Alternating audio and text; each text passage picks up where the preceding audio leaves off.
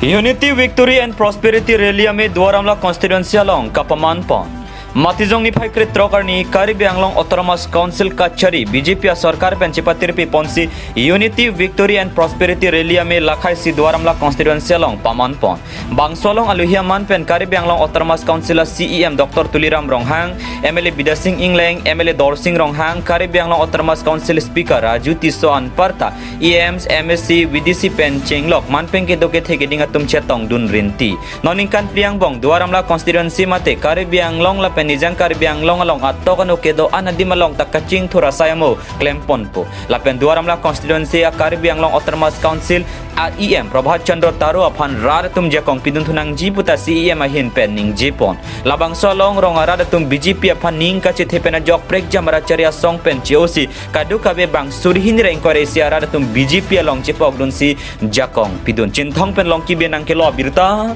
Malong News. Dak Dwaramla konstituensi kalau dak taruh ke hai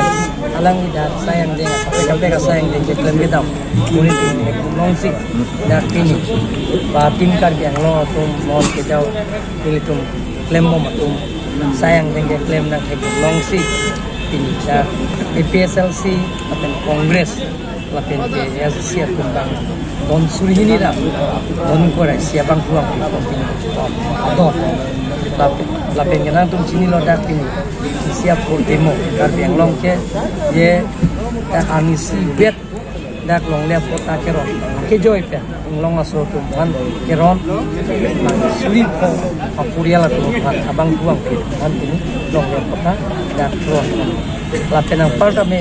itu customary court appointment tapi itu dah.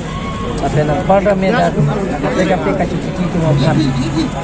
awal saya kira angka poisa kasuri apa alam tu mana awal saya kira pun dia pada suri mesin pen cenglok dan motoma cili pen cenglok lagi apa yang ronel lobo lapen ke hanjang ayat cili datu lapen kui dia cili datu lagi kalau misi sih mau ronel sir Botat lang solong bang kemesen IB avela so botak nang hin. Botat lang so IB bang apang IB apa ni nominir ban allotment kilo apang di orang singgit dia budi. Dalam so kontraktor bang kan dia lah so apega kontraktor ban kapital mi ban hukum.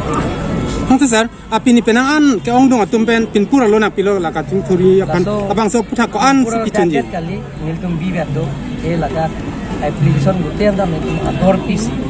non la airport so kang chap dia phan badela so ke claim dia phan so sayang di ban non ni pain ko ya so ciklu sunil tum da review meeting and pop da review meeting ateng kan on la kadang so da kaman kita local misi kita to ko sing watching sai non la ka pichung dia phan si ori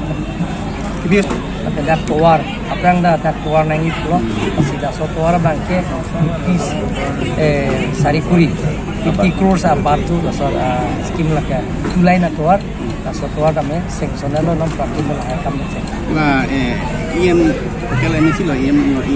no jong long same bang klang lo jadi bang ke blok ini bukan blok lain dan itu cingwai pun isi long place policy kacingwai anje fansi mo ala reporter rajan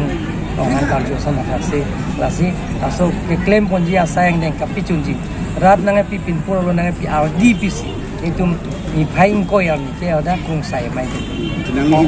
sobatim tu ajar so long ni ajar so komcet bacet gitu lah ya kita mau bincang yang sama tak asal